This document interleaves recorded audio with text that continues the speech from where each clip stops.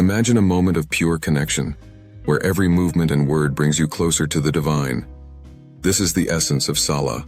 Salah, the principal form of worship in Islam, is a profound act of devotion performed facing the Kaaba in Mecca. Each Salah consists of units called rak'ah, a specific set of movements and recitations that vary from prayer to prayer. The number of rak'ah changes depending on the prayer, making each Salah unique and deeply personal.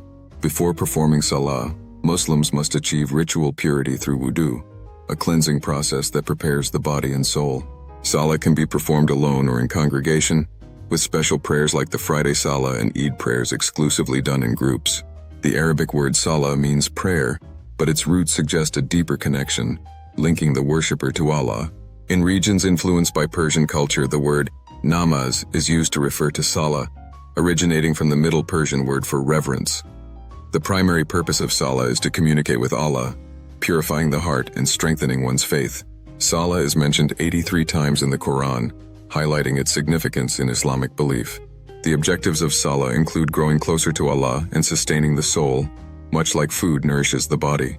Muslims believe that all beings are in constant contact with Allah, and Salah is a voluntary act to reveal this connection. A Muslim begins Salah in a standing position known as qiyam, followed by the recitation of the takbir.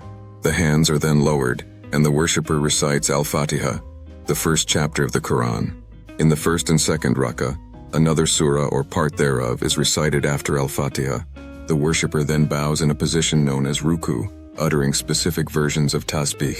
After ruku, the worshipper straightens up, praising Allah before moving into sujood, the prostration. In sujood, the forehead, nose, knees, palms, and toes touch the floor, symbolizing complete submission to Allah. The worshipper then sits briefly, recites the takbir, and returns to sujood, completing a rak'ah. If it's the second or last rak'ah, the worshipper recites the tashahhud, salawat, and other prayers while sitting. The prayer concludes with the taslim, reciting Assalamu alaikum, while turning the head to the right and left. Mistakes in Salah are compensated by prostrating twice at the end, known as sujood sawi. Performing Salah in congregation is believed to have more social and spiritual benefits than praying alone. In a congregation, the imam leads the prayer, and the worshippers follow, standing in straight parallel rows. When men and women pray together, a man leads, but women can lead if the congregation consists entirely of women and children. Differences in Salah practices arise from various interpretations of Islamic legal sources, but these are generally minor. Salah is prohibited in graveyards, bathrooms, and during specific times to prevent sun worship. The 5 daily prayers have prescribed times based on the sun's position, starting with Maghrib at sunset.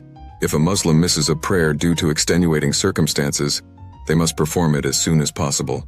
Friday and Eid prayers are special, with the Friday prayer replacing Dhuhr and the Eid prayer performed in the morning.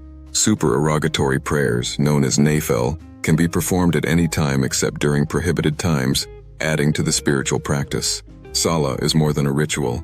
It's a journey of the soul, a daily act of devotion that brings Muslims closer to Allah. Keep the faith alive.